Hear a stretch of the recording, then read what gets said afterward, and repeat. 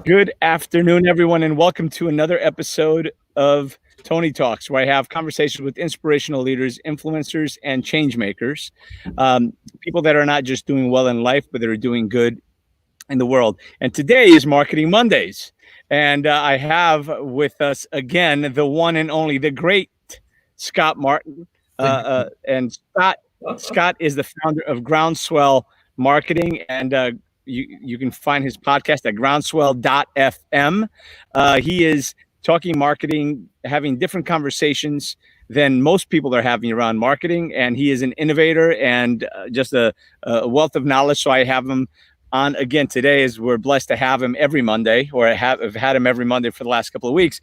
And as you guys can remember from last week, I went out and put my beehive costume because he challenged me to do that. Hey, you're going to come out with a beehive costume? So today I decided no beehive costume, but I did wear a white hat and a white shirt because the bees, I don't want them to think I'm a bear. And yes, we are hanging out by the beehives. So there's 1, 2, 3, and there's 4 here somewhere here. Where's the other one?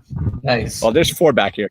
Trust me. So the bees are buzzing, and I was working on the hive yesterday. I don't know if you saw that Facebook video, and I got stung on the hand through the rubber glove. They don't usually get me through the rubber gloves, but they got me yesterday. So I've got like one oversized hand. So, Scott, what's going on, brother? What's doing exciting? Awesome. So what are we going to jam about today? Well, listen, one of the things we spoke about super briefly as we got started a few minutes behind schedule, that's my fault, is content marketing, right? And one of the things that I'm part of several masterminds that I co-run, and the one that I just got off of, we were talking about marketing, and we were talking about, okay, well, how do I do this? Do I, and I know we've already touched on Facebook and everything else. They're talking about, what do I share? And I always say, listen, the best thing you can do is go to any social media platform as you speak as well, and just share your content. Share a little bit of whatever it is, give it away for free. Because again, one of the things I spoke to the group about is Tony Robbins, for example.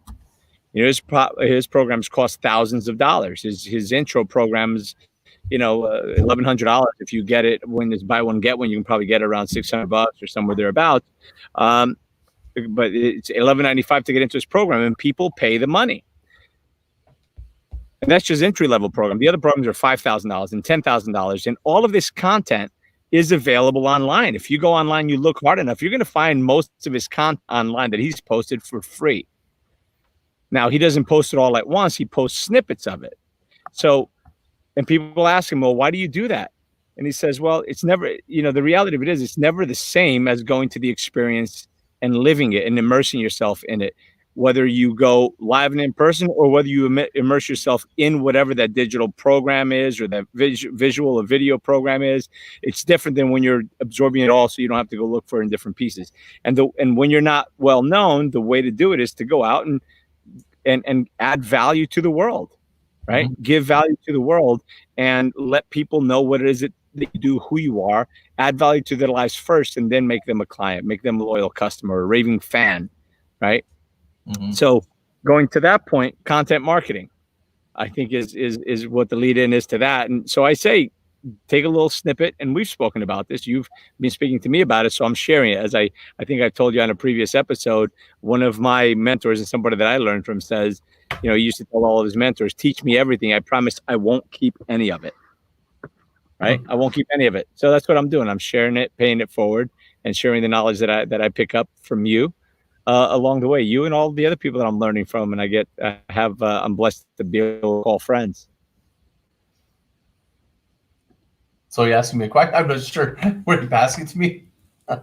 So yeah, I'm going to pass it to you and say what's your take on what should we be doing as far as content marketing? What should there's people make static posts, other people make long videos, other people make short videos. What do you recommend? Well, I'm not going to jump to that recommendation. You know me, I like to take a step back maybe. Well, first, what is content marketing, right? So a lot of people think they're doing content marketing. And when they think of content marketing, they think of just It's just posting content. Content marketing is about sharing information that's moving or eliciting change or a sale, and it's doing it in a cohesive way. It's actually it's got a lot of process attached to it when you think of content marketing, and frankly, it is one of the best ways for sustainable growth. And frankly, it's the antidote to paying money for advertising. However, it can and does take time for it to work. And I think a lot of people are posting content, but that's not content marketing, right? Just posting content doesn't mean anything. And so you need to go through a process of thinking about what is it that you're trying to do with content. You're trying to create change from to have somebody that's trying to either educate and move them through a process to eventually buy from you or do something. You have to have some sort of outcome. I want this content. And that's probably the biggest thing is if you want to do single serving content, which is kind of content marketing light, I think the biggest mistake I see people do is that people don't know what to do with this content. And there's really two types of marketing: brand and direct. Brand is things you can't measure. Direct are things you can. Now, a lot of people are trying to do direct, but it's sort of brand, or they post a piece of content and people don't know what to do it. And there's three reasons that you're posting a piece of content. Usually it's on social media, so let's sort of keep it in there, which is to educate, inspire, or entertain. Those three. Right. And some people are trying to do all three at the same time. You need to pick one. So if you're going to educate and you're trying to move the buyer, you're trying to get them to do something, some call to action.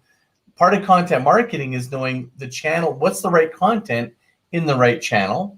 One. What is the right stage to give this piece of content? Two. Who am I trying to target? Three. So if you think about that as going, if I have a customer, let's just say I have two types of customers, male and female. Well, you may decide I'm going to only focus on females. That might be niching, or you go, sometimes your content's focused towards the male and sometimes towards the female. But you also understand, where are they in the buyer cycle? So who's Scott Martin? That's awareness. That's the first stage is awareness, consideration, comparison, and commitment. So awareness is my piece of content might be, hey, I do marketing. Consideration is, here's the type of marketing I do. Comparison, this marketing that I do is very different and better than doing this marketing. Commitment is, I got an offer. So a lot of times people are asking too much from a single piece of content, or they're asking too much from, I guess you could say, what they want that piece of content to do. And that's what happens is people sometimes put calls to actions, like look now, do this, they have all this stuff because they feel like I got to put it all in one piece of content. Content marketing is methodically taking your time and putting content and letting buyers come into your ecosystem, whatever channel it is, and start learning about you. And sometimes you get away with it. It's a video, you can stage through that content. And sometimes if it's a single piece of content, you got to create like a series and so forth. So content marketing, for a lot of people, they just think it's just a matter of posting content and that's enough. It's not. Yeah, I think and that's a great tip and great information to share with people, because so many people think that it's just about making a post. You got to be able to post relevant information that people want to hear and letting them know who you are, right? So that you're the expert in that field, like I said, right?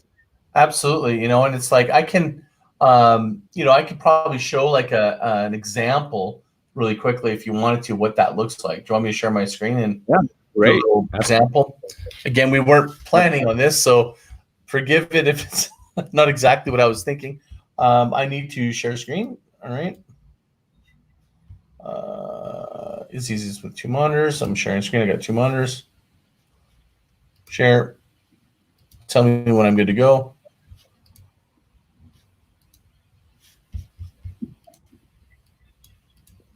Okay, we're good to go. Let's see. There it is. Am I live?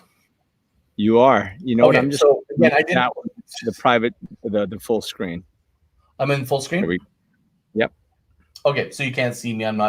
Can't see me moving my hands or anything like that. Is that what you're saying? You want it, but I can put you that way. No, here? whatever you want. So again, I didn't plan on this, so I'm literally. This is just. I'm going to quickly do I'm going to try to find the slides that I can really quickly to kind of give some insight. I'm going to have to just sort of. I'm going to do this because I need to find the slides that I'm going to go into. So, because I wasn't expecting to do this, so I That's am all right. going to Impromptu. This is live. Yes. This is live. So this is whatever the kind of what I'm conversation. talking about. So this is the stages. So it's like you have multiple personas. We'll just say persona 1, 2, 3 to 5. These are the stages that you tend to go through in your movie. So this is a grid that I create in this academy. It's my upcoming course, and I'm doing a webinar that's going to explain this. And when you're in awareness, that's when the prospect or someone that's like experiencing or a problem, like they're going, yeah, my marketing sucks. I need to work with a marketer, or something, right? Or you know what, like my BO is bad. I'm aware of it, and usually what you'll do is the prospect will experience some sort of problem and they'll start doing research, or a piece of content will go, hey, you're right, I do have that problem. So it could be one of the two. Either you've searched or you discovered. Consideration is now going, you've defined the problem, going, yeah, I kind of smell. I think it's my underarms and I need to look at something that fits my needs because I'm a vegan and I want only natural stuff, right? So they're now interested in solving the problem. So they're doing some research. So they're kind of like looking at it. And then they're going, okay, I want to compare. I've identified that I want some underarm deodorant. So I'm going to go for either this chemical one or I'm going to use this own natural one. What's the difference between the two? And then commitment is they've decided on the strategy. So they're going to basically pick the one that has the based on price. So that was the reason for their commitment. So in fact, they didn't go the organic. They decided to save money and do that. So you can sort of see at a high level. It was really rough off the top of my way of sort of breaking those things up. So what you do is you realize that each persona, so it's persona 1, they have a user behavior. That user behavior is, in this case, I was using, I need better marketing. My current marketing isn't working. I need an alternative to buying ads that's not working. That's their behaviors. They're experiencing symptoms. The research and info is they might be using Google, like searching, or they've discovered on social that someone had brought an idea that made them think that, yeah, actually, I do experience that. The content types could be anything. It could be the things that they'd be looking for is e-papers, e-guides, magazines, looking at expert content, going on a live like this, whatever, right? And then some of the key terms are marketing expert, trusted advisor, and so forth. And the social channel might be Google. This is just an example, right? So why the key terms in social channels is that when you're making content, if you really start breaking down what is the type of content, what are the key words, what would people be searching for, or what are the words that I need to use that evoke that will help you by putting in a grid, right? In terms of the buyer stage. So, and also in consideration, they've now defined their problem. It's like, okay, it's time to find the right resource and partner that I can afford that fits my unique needs. Well, now they're committed to gathering information, solving that problem.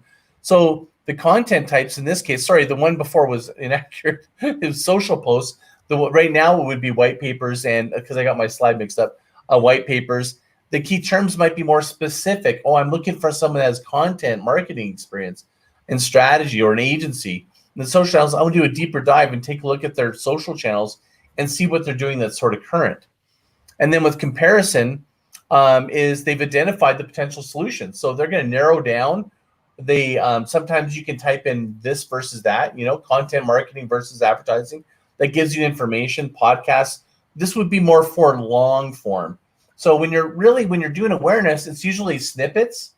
When consideration, it's a little bit longer, and comparison tends to be quite long form. And that's when you get like actually active with the relationship. Maybe you're gonna have a 15-minute call with a consultant to see if they're really a fit for you, or download a demo. We've all done that, right? And the key terms are going to be more specific to what you're looking for. And I thought, well, content syndication or a platform integration. What are the things that integrate with, if that's what you're looking for? And social channels would actually be long form-ish, podcasts, YouTube, third-party articles, and then chat. And chat, I think, is a really powerful one for content marketers because it's a great way to have content, and then underneath that, you can have a human interaction to help fill the gaps. And then lastly, I need to make sure that it's going to work with what I need, my systems and so forth. So they've decided on the solution. They've made a decision, and they basically they made a decision because they put a deadline to it, to be honest. And then they do it. Some of the content types might be they meet the team, test the product, contract, onboarding testing, detailed walkthroughs. And the key terms they might be searching for is I'm looking for case studies of other people have used content marketing, or let's see the reviews of this content marketer or this consultant. And the social channels can be very personal. So before it was like search, then it's snackable, then it's long form, and then the last is personal, meaning direct contact. I want to see the LinkedIn. I want to see their profile. Who are they connected to? Maybe it's an email, maybe it's a phone call, maybe it's a chat.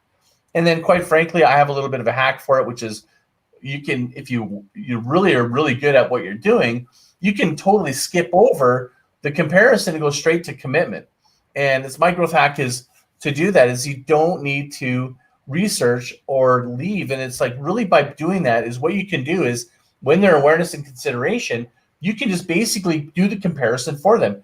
And I literally was just looking at this. I swear this is just because it's on top of my mind.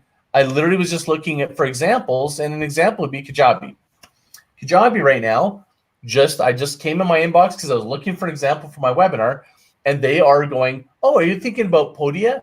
Well, we're going to do Kajabi versus Podia, and we're going to show you how this works together, and they save you time. The reason you do that is so they don't leave that moment of emotion and go somewhere else and look at other content and possibly jump into someone else's content. So basically, that's my little mini example that I was going to show. And what that does is that just helps somebody being able to really start visualize and start to compartmentalize and organize all the different things that they need to do. So looks like you're beating down some bees and trying to get yourself in a better position. So do you want me to carry on? Did that make sense? Oh, I guess I'll keep talking because Tony is fighting off the bees. He's getting probably attacked. So if anybody has any questions about content marketing, they want to kind of dive in, I mean, feel free to post a question in chat. For me, I find content marketing the most effective way of building brand and eliciting sales. And to me, that structure is how you get to the sales. The brand is obvious because you can use content for brand all day long. You're not asking for a call to action. It's like you're not asking for any sort of activity. And that would be more what's the feeling, what's the emotion, what's the brand behind the business that you're trying to market. Awesome. Actually, what I was doing is I was taking my laptop out of the sun because it's starting to heat up. So I don't want it to freeze up on me. So I had to move. Obviously, I don't have a desk out here, so I had to jerry rig something to put it together. So no, that's awesome. I love it. And I hope that cleared up, that answered some questions to some of the people that are on here watching. I actually shared this to the group that I was talking to because it is something about launching your business, launching your platform, launching your talk or your online program. So I actually shared this to that group as well. And hopefully they'll be coming on and watching the replay because we just got off that call. So I don't know if anybody's jumping back onto another hour-long call after an hour and a half. Yeah. But I'm sure this is going to be definitely one of those that are watched often. It's funny. My wife just sent me a message after you were stung, because she sees that I'm out here instead of where I usually am. So she's, after you're being stung, you're out there by the bees. Too funny. The reality of it is content. What's that? You're making more exciting content. Well, listen, it's different. I don't know how many people are doing their shows or podcasts from in front of the beehives. Even though I did do a video yesterday. I think, it was yesterday. You should go on and check it out, where I actually opened up the hives, and that's when I got stung in the hand when I was going through it, looking for the queen and just assessing where things are at and all the capped honey and everything. So it's probably a 20-30 minute video if you want to find that on Facebook. It was pretty good. It's pretty good. So after you put all that together, I know that we spoke and we'll touch base on it again, is, you are a fan of starting with one or two platforms only, not trying to blitz everything, to try to be all things to all people, right? Yeah. I mean, in terms of focus, it doesn't mean you're not on those platforms. I think really important to a lot of people don't think ahead and secure the IP, secure your URL, secure post a little something there and redirect them where you want them to focus. I think it's okay to dabble because some people do it because they're afraid or they don't understand it. I'd lean in to get momentum to go into what you're most comfortable with, but you're probably better off also to do some research and go, where are my customers? And put your energy there and learn the platform that you should be working on if that's where your customers are. So it's like, but yeah, I think putting a focus on too it makes a ton of sense. I mean, for someone like me, I have to test and I'm always on all platforms.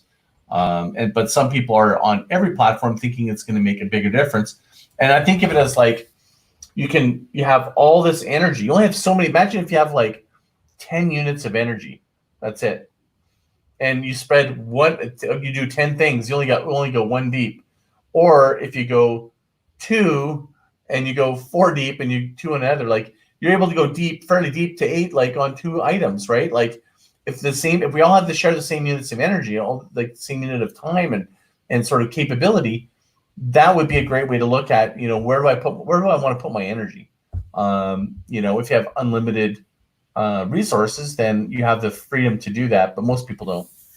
Well, it's quality over quantity, right? I mean, you're better off having 300 people that are watching your content on a regular basis, but that are fans or raving fans, rather than having 1,000 or 2 or 3 or 5,000 people that are they're not really your customer. They watch your stuff for a few minutes and don't stay on, and they don't take any action based on what they're hearing, what they're learning, right?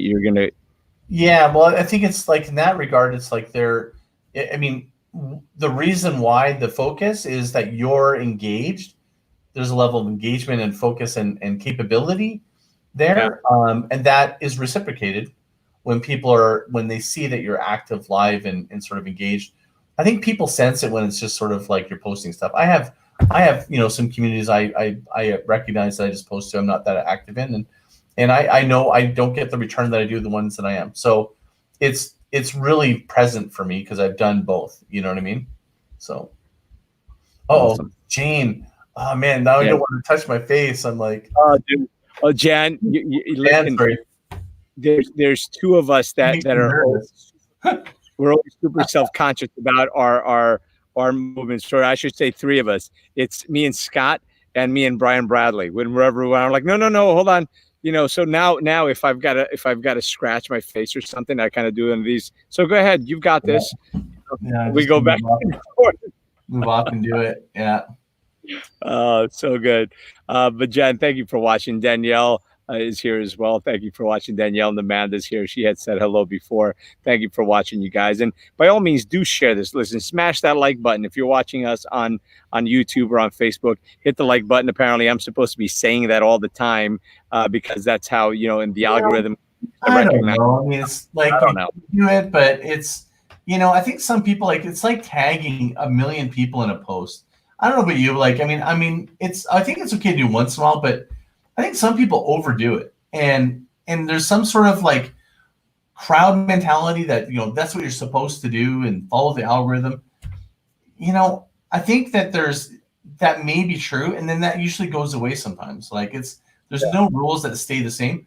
I think use common sense. What do you stand for? What's your brand? So if you're like tagging everybody and you're doing stuff, to me it's like, is that really what you want to do? I know that everybody would like to get as many people to see it, but what if you knew it was annoying them, right? Including someone watching this and going, yeah, you already told me that.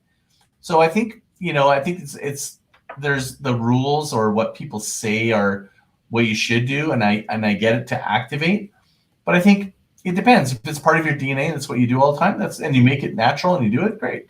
And some people I don't think it works for because they feel it's forced. So I think that's probably important about producing content is try not to force something that you're just because you're told you're supposed to do it. It doesn't feel natural. Actually, that resonates because, I will tag certain people on posts on these videos or even on posts if I think that it's something that I really think that they specifically would get value from, or if they already know who you are. Like, for example, I always tag Brian Bradley on these because, he's somebody that you've worked with before, and I didn't today I didn't tag Master Code, but I know that you've worked with him. So I tend to tag the people that know each other and support each other, right? Mhm. But I remember there was one particular live, and I forget who it was, but I thought it was a really it was going to be a lot of great content. I don't know if it was Master Co or it was Joseph McClendon. It was somebody that I knew somebody was going to get value from, and I tagged maybe 40 or 50 people, and most of the people were happy about it. One person said, "Why did you tag me?" I said, "Well, I apologize. I thought maybe this would be content based on conversations we've had in the past that you may be interested in, so I tagged you." "Well, don't tag me unless you get my permission." I said, "Okay, no problem. Never going to tag her again." Um, Yeah, so some people are a little too snippety about it, but it might yeah. be that he gets over tagged on stuff. I get tagged all the time, and I check it. I don't take offense to it. I feel like people are just doing their best, and sometimes they're just trying to, hey, Scott, this is great content, or will you support me? Is another way of what tagging can be. A way to kind of do that. It's called activating your content, right? So I think with content marketing, one of the biggest things that's shifting is shifting away from ads and moving to content. There's like a massive amount. I don't know what the stat is. I don't have it off the top of my head, but there's a stat about how much money is shifting to content activation. Content activation doesn't necessarily mean spending ads and boosting it. It means how much time, if you think about for every time you post a piece of content, how much energy has to go into activating it. So if you have a blog, and I just touched my chin, and Jan's probably watching saying, that means something. I don't know what it means. All I know is that I am telling the truth. And I'm just maybe nervous. Maybe I just have it. So anyways. Hold on. So you don't get nervous, I'll tell you that if you have a beard, or even if you don't, and you kind of go like this is kind of like a pensive thing. So if you touch your chin, it's not bad. I do it all the time. I actually do. It's not bad. It's kind of like you're thinking. If my beard's a little bigger too, I'll really touch it more. Yeah, I like to not my throat, but I like just like right here. Yeah. Anyways. I do that all the time, but I think that's okay by Jan's standards. Jan, you can comment on that and correct me if I'm wrong. Plus on thing. So at content. So think of it this way: if you have a blog and you post on a blog, you then have to get people to then go to the blog, right? That's activated. Right. It's a lot of energy, right? And that's where you've seen the rise of things like Medium. So I published to Medium because, like Twitter, like Facebook, and like other social media channels, if they follow and subscribe, they then get alerted that, hey, Scott posted an article. It makes it easier for me to activate the content. So, for example, I put marketer.eco in the chat. That is my newsletter. That's my what I want people to subscribe to, because then I'm going to send people to then activate. Rubbing back chin and forth is evaluation. It's a positive. Just good. Yes. Thanks, Jan. Getting good at Jan. So this is an interactive thing, or we're gonna talk and teach, and then we have people that are just gonna add in things that are completely not relevant to content marketing, but actually presenting. So good to know. Jan is an expert in body language and so forth, so we're sensitive to what we're doing on camera. So marketer.eco, that's why I want you to subscribe there, because for me, the holy grail is email. Is having someone's email, and to me, I treat it fair. I've basically been waiting to release my newsletter, which I'm going to, and my magazine through my subscription, because I'm treating everyone with that email so carefully. I don't want to take any chances on them not thinking that I'm not going to make an extreme value. And I think it's really important when you're asking for someone for a subscription or their time or anything, is you want to treat with extreme value. So that's, to me, the reason I'm going to do it is because I'm going to activate some really high-level content. If I'm going to spend the time to produce an ebook, I want to make sure I don't just share it with anybody. I want to be able to connect with people, and I want to be able to activate the content. That's why I have with social following. That's why people get followers. The problem is that social channels are like embassies. Now I'm going to explain myself. An embassy, if you have an embassy, you have a piece of land in another country. They can nix you, they can throw you out. You have no real control. That's what it's like when you have an embassy. In fact, Facebook, you don't own those subscribers. The followers you have, you do not own them. In fact, the rules can change, just like an embassy in any country, in a moment's notice. and you have no access to any of those customers. I just talked to another partner who got completely cut out of a social channel, lost their subscribers, had to start over. And to me, it's like that is a story that is not going down, it's going up. And the amount of people, we've talked about this so many times, the amount of people that you can access, you have to pay to get access to. So content activation allows you to find strategies to activate that piece of content. The smartest strategies are to then you have content that drives to an email, drives to something you can control, so that over time, when you want to activate content, when you press send, it gets activated. And that's why, to me, the holy grail is email marketing. Yeah, it's funny that you say that, because I recently spoke with someone who spent several years putting together a group that she had 32 or 35,000 people that she was doing well with. It was part of her business. It was where she marketed. Like a group on Facebook, you mean? On Facebook. And then from one thing to the next, boom, gone. They just wiped out her account. She had to start all over again. They wiped her entire account? Or the Facebook group? That group. I'm sorry, that group. They wiped out that group. That group was gone. I don't know exactly what happened. And because they did a really weird thing with no notice about a year ago. And what they said was they made a new rule. The new rule was if somebody hadn't been active, clicked on something in your group within a year, they just pushed them out. You had to re-authenticate them.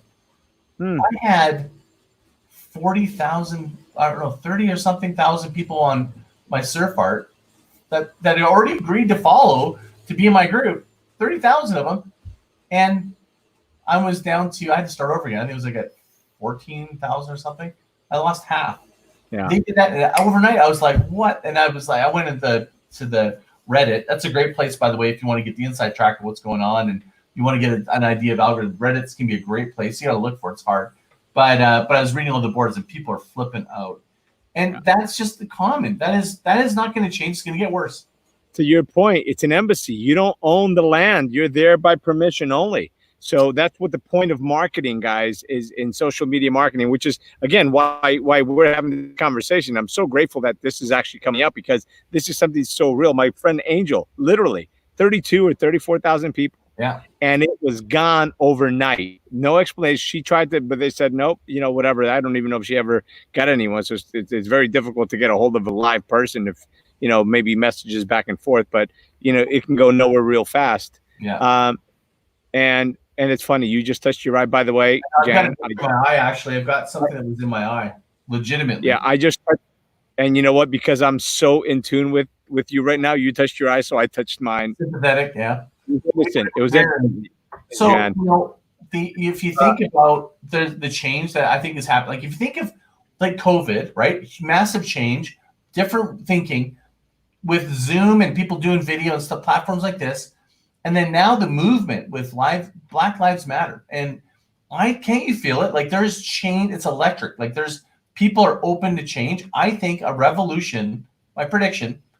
I think there's going to be a complete disenchantment and revolution against social channels in a way that we've never seen, and a defection to different, more powerful, independent, and privacy controlled platforms than we've never seen, and it's coming. I can feel it. I can feel it. I think, in fact, I'm actually going to push for it myself, where I'm actually looking at moving and creating, I'm using a platform that I pay for, but I have control, and I have controlled my list.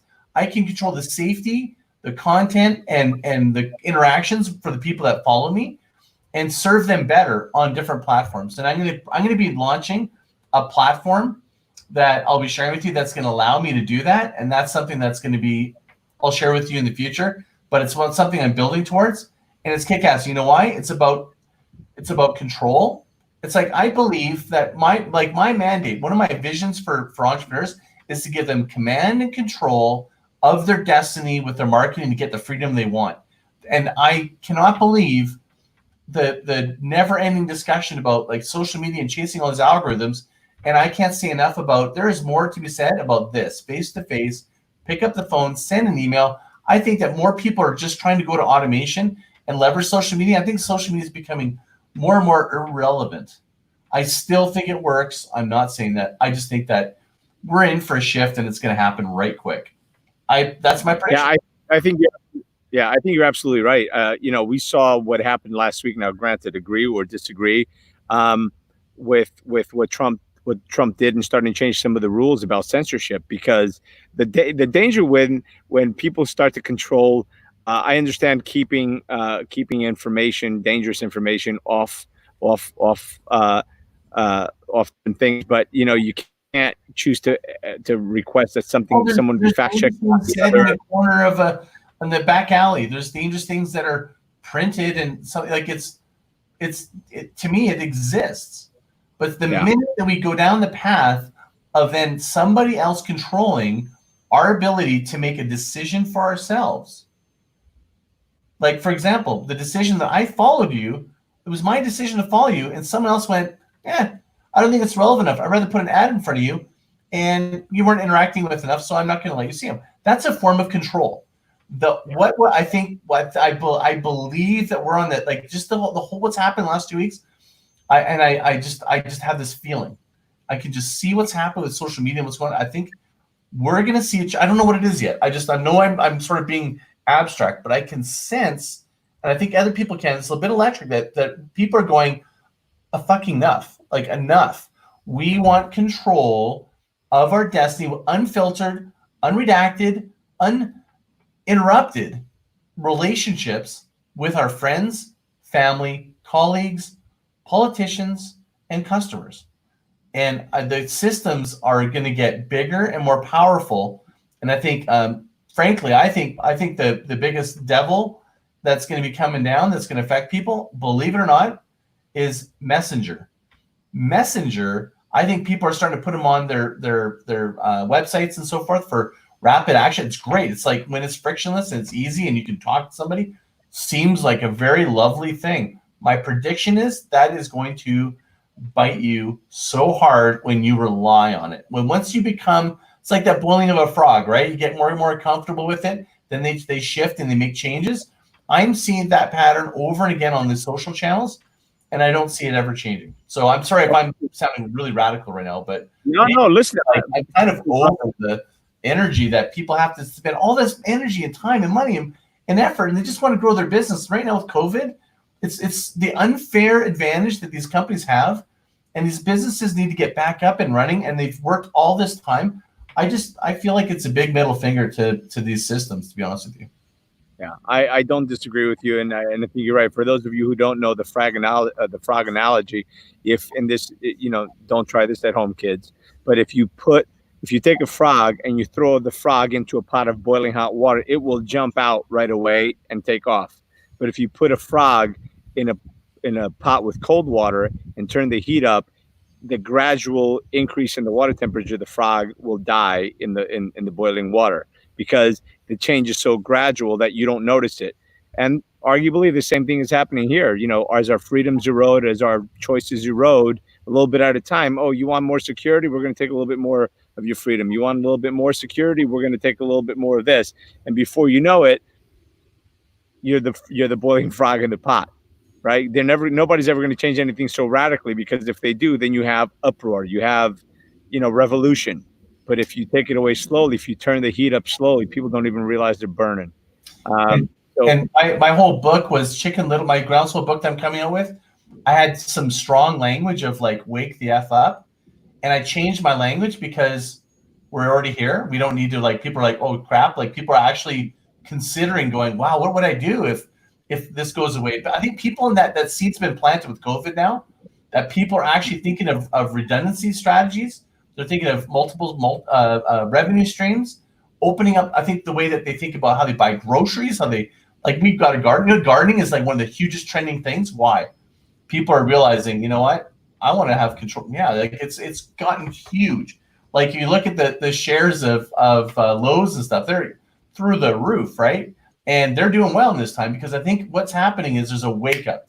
This wake up, and that's why it gives me excitement, is I believe that I was so excited to see the momentum and the nonstop energy, that sustained energy around Black Lives Matter is exciting.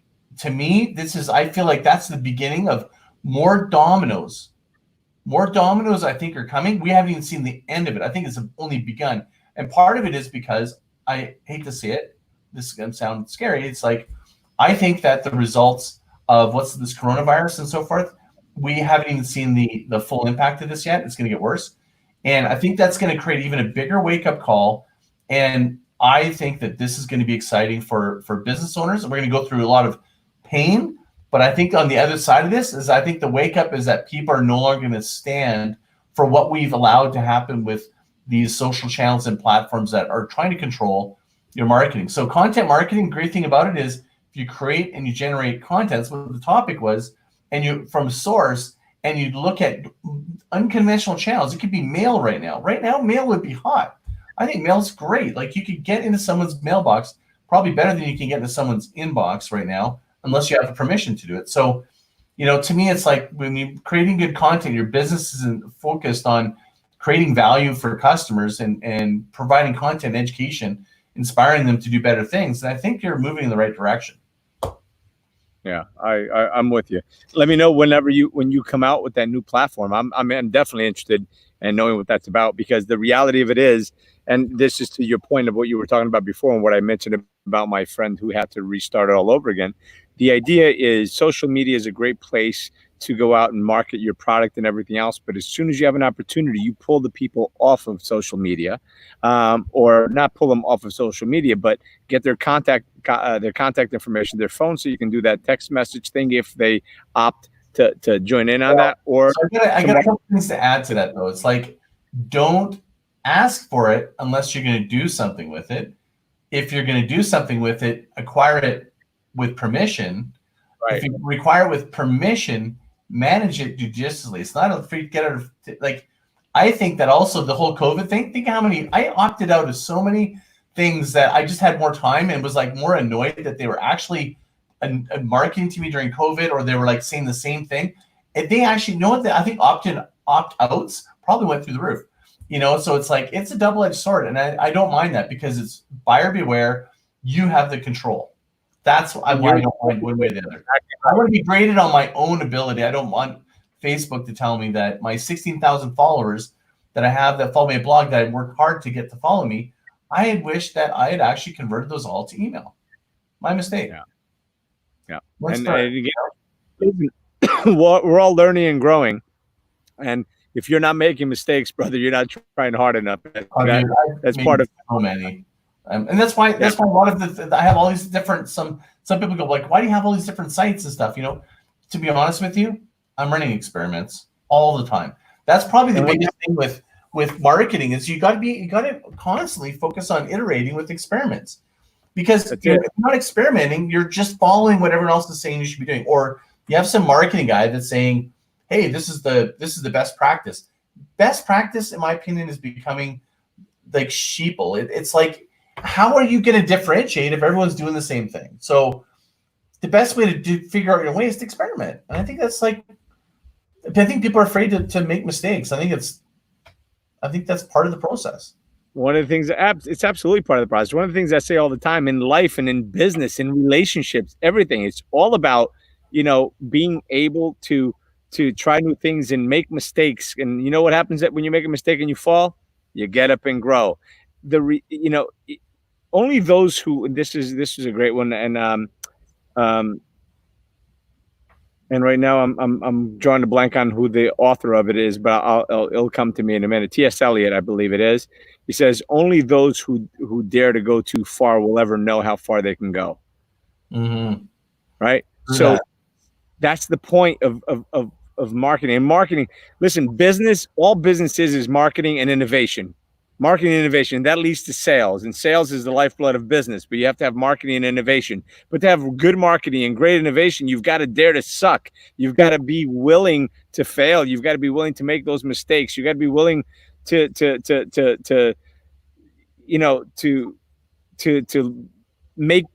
make foolish mistakes even. I think it was Confucius that said, the man who asks a question looks like a fool for a minute, but the man who fails to ask a question is a fool for life. right? And the same thing I think goes with experimenting and trying new things in your business to get out of your own way. And again, just dare to suck. You know, nobody, listen, everyone that's at the top, I like that.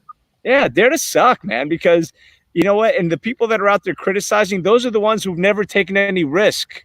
Those are not the people that you want to accept criticism for. One of the things I've said, and I don't know if I said it on the show with you, but I've certainly said it on one of these shows, is stop accepting criticism from people you wouldn't take advice from. Mm-hmm. Right? Because totally.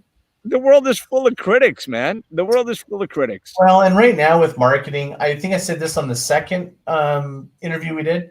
But we talked about COVID, about adapting to rapid change, right? That whole like session I did, I explained the phases.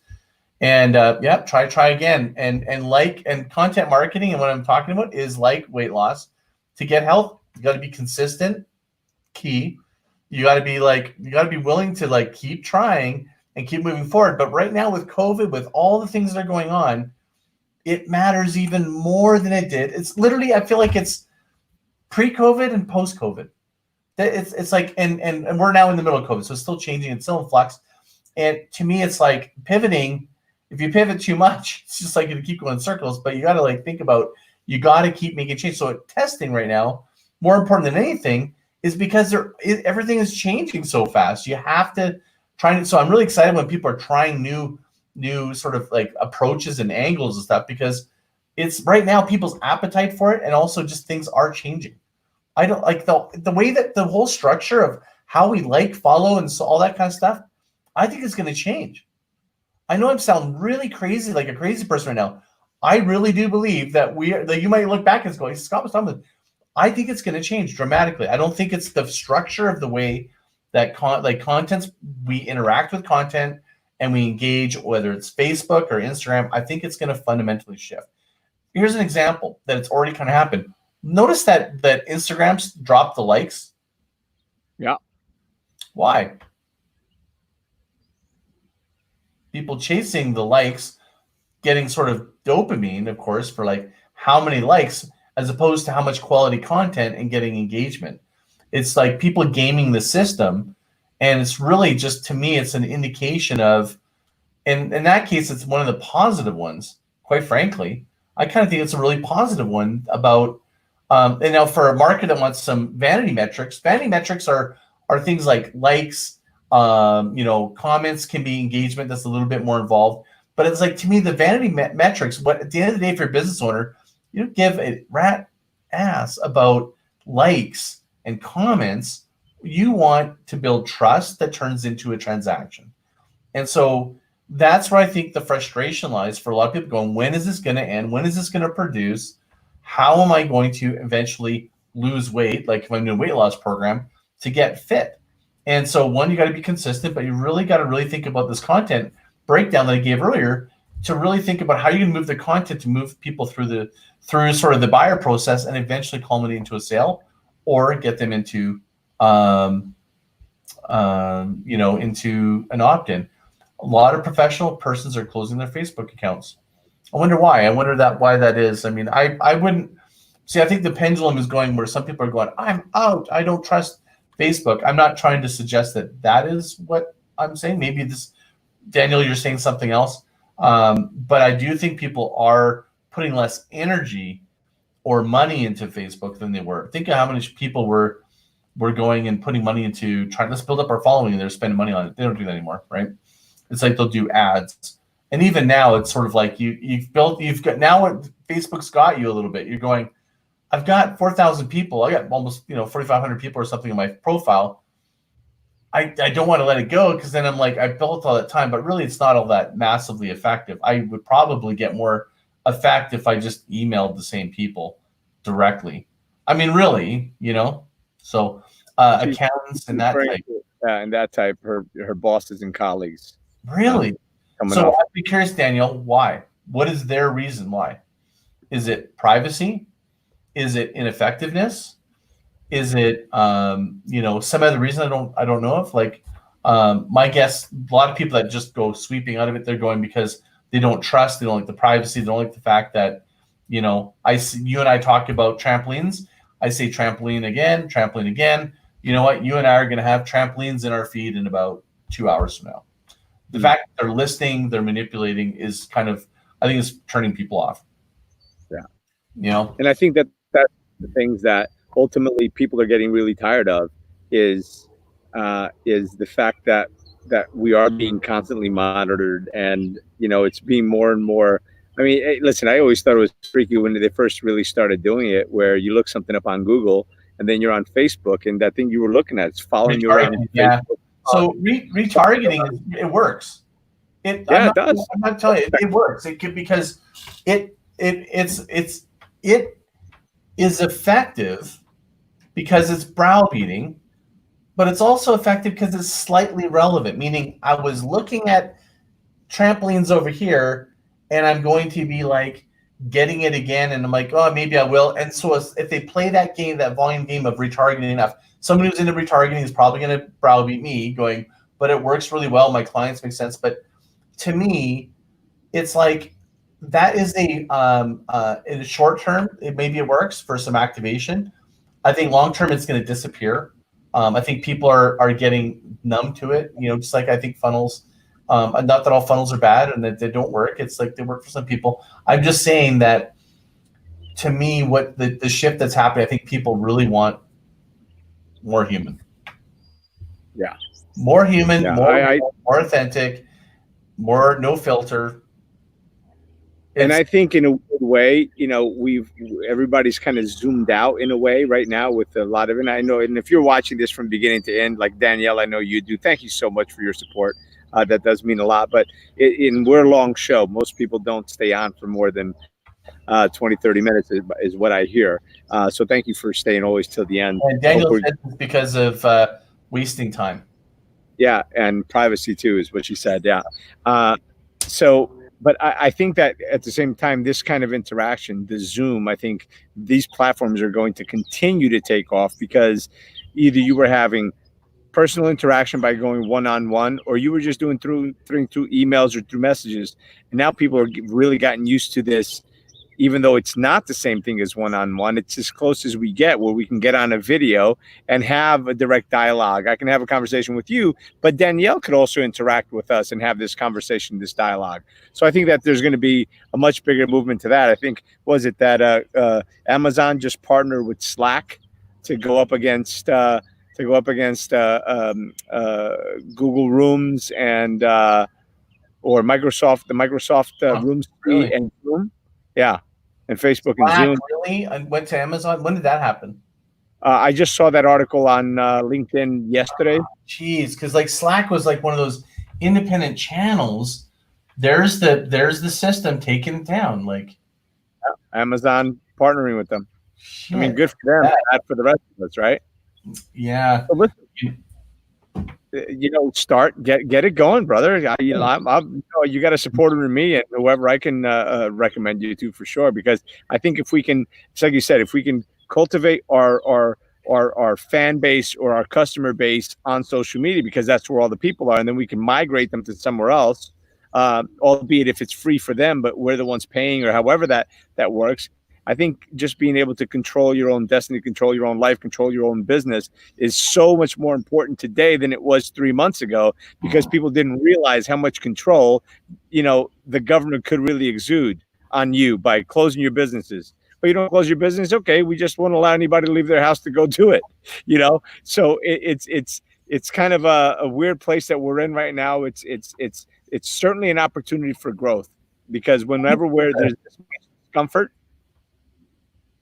then there's also growth coming behind it. And that's everything from the protests to what's happening with COVID. And interestingly enough, things are speeding up and opening up real quick, because I've been saying this, and not to be contrary or not to be controversial, but if there isn't a massive spike in COVID cases in the next week or two, there's going to be another problem, because that means that we've shut down the world for no God. Yeah, and that's going to create another domino. I think people are at their end ish, and they're you're right. I think that is going to even any way you slice it, even if there's another spike and they got to go back to it, it's all going to create massive change. That's what we're in for right now. We're in for like really a spectacular amount of change, and I think people are wanting some certainty. They're fed up with some of this stuff, and I can't say enough about how I really feel for entrepreneurs and marketers that are trying to get their business going, and how shameful it is that social channels haven't sort of like almost themselves created some level of like, hey, we're going to make sure that you can talk to all of your, like, what if Facebook said, yeah, we know that you've built 5,000 followers, we're going to make sure you can talk to every one of them. I'm surprised that people haven't petitioned and created that. You know what I mean? Like, but it's just one of those things. It's a slow burn, brother. It's been a slow burn. That water's just been heating up a little bit at a time. A little bit at a time. People want to create a movement. They try to do it on Facebook, but the Facebook actually filters out those comments. So, oh yeah, you can see what I mean, though. Like there's your, when you rely on that for how you're going to get the word, and like you can see how that control can turn with the flick of a switch. Yeah, but like I said, love him or hate him, President Trump is putting a flag in the ground with that and saying, listen, stop censoring things on just one side. If you're going to censor, then censor everybody. But don't just be selective, because now you're the one that's making the decision for people. Yeah. They're making the decision as to what people should listen to, what's right or what's wrong. Let people come to their own conclusions. Yeah. You're going to say, hey, fact check everything. Then it should say at the top of every Facebook, underneath in the blue block of letters, is fact check everything you see here. So this brings me to an interesting, this was not intended to go in this direction, but this brings me to an interesting future that I believe is going to be here. And that is going to be the rise of trust marks. Trust marks are one of the reasons I buy .eco, for example. .eco, when I sign up for .eco, it's by a domain, I have to sign an agreement that I'm going to live by whatever it is that I say that I'm going to stand behind. If I were to try to use .eco and have it say it was called green.eco, and I was an oil company that was just dumping stuff into the ocean, they can take away that URL and say you can't use that URL to say that you're doing something right or not. It's a trust mark. Right. I believe that we're going to enter into this new era where talking about fake news, misinterpreting, overselling, over-marketing claims, all this kind of stuff. It's a little bit like right now reviews, but I think it's going to be a next level up, which is going to be a level of trust mark. And where it's almost like back in the old days when you're a part of associations, the bar association. If you don't do right by them, they have rules and regulations. They can pull you, and you can't be a professional there. I believe that there'll be this new type of trust mark that's going to be multidimensional in your life and how you communicate, and it's going to become it'll be like blockchain, where it can't be manipulated, and it's based on your actual behavior and your actual outputs and things that you claim. They'll be matching, and I think that that's what people want, is they want more certainty and trust. And I think that's somebody that develops software and technology around that. Who knows? Maybe that's something I'm going to pursue. I believe that is going to be for the win. Yeah. Well, listen, go for it, man. Like I said, wherever I can support you and help you grow that, whatever I can do to I don't have any plans to do that right now. I got my hands full with what I'm doing, but I certainly would love to do a startup and get some investors for something like that, because I believe, imagine that if you had a level of certainty that you would make a connection and you could trust the connection when it comes to service offerings, communications, whatever it is, what would that do for commerce? It's going to create more frictionless, more rapid commerce, more relationships, and it's going to be more trust with human relationships.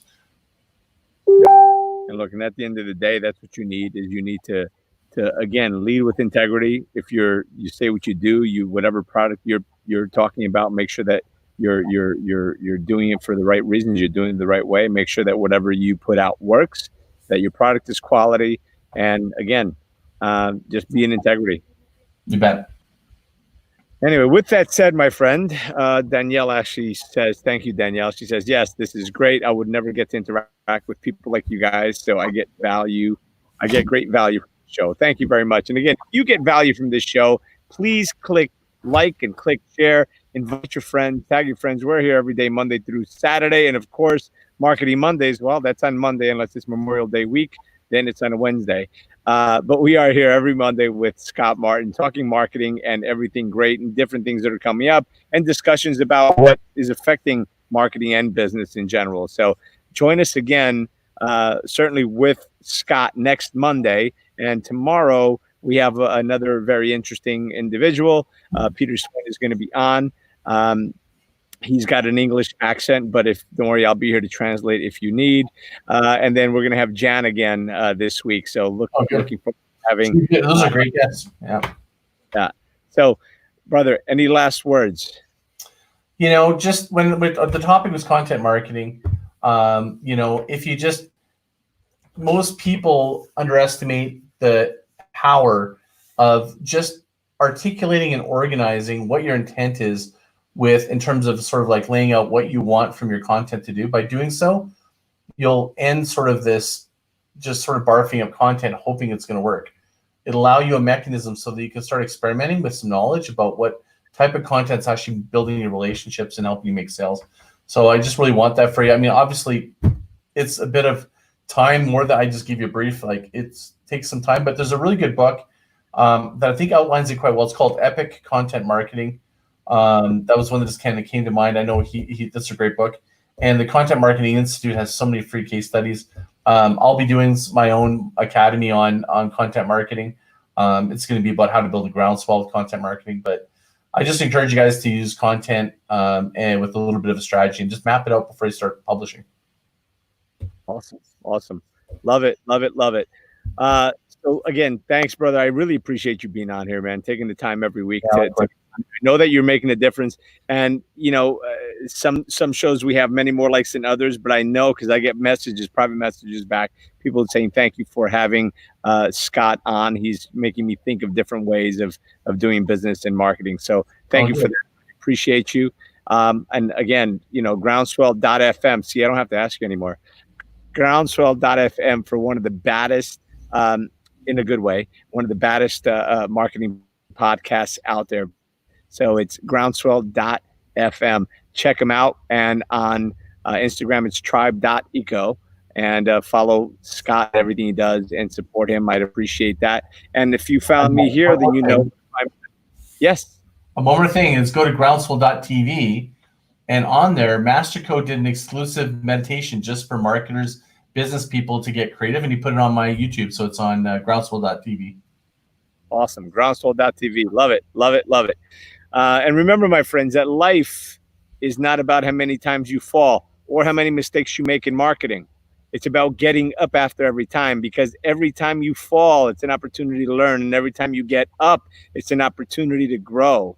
And rather, when you fall, you learn. When you get up, you grow. And every single time you fall, you have an opportunity to get up and grow. And grow we must, my friends. I appreciate you again. Thank you all for watching. Thank you for contributing. Thank you for being here. Thank you for sharing. Scott, I appreciate you, brother. Thank you again for coming. Thanks so much for having me, buddy. Yeah, of course. I'll see you guys tomorrow. Ciao for now.